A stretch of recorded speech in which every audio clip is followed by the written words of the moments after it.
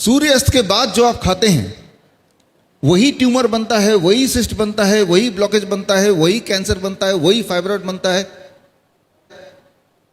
खाओ मत सूरज के ढलने के बाद, तो नहीं बनेगा। और जो है, मान लो किसी के बॉडी में कैंसर है, हमारे 55 हॉस्पिटल्स हैं, हम क्या करते हैं 6 बजे हम अपना किचन बंद कर देते हैं।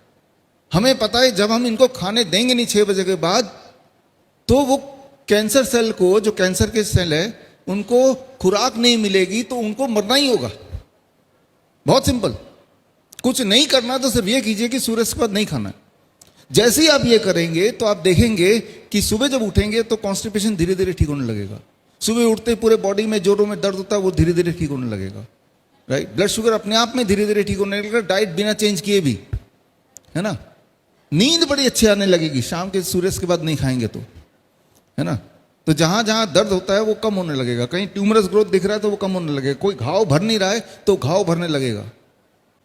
अगर आज आप चाहते हैं कि आपके घर के सारे लोग स्वस्थ रहें, तो आज घर जाते हुए रास्ते से एक ताला खरीद लीजिए और शाम के 6 बजते ही उस किचन में ताला लगा दीजिए, बस। हाँ, आप देखेंगे अरे सब ठीक होने लगे। धन्यवाद।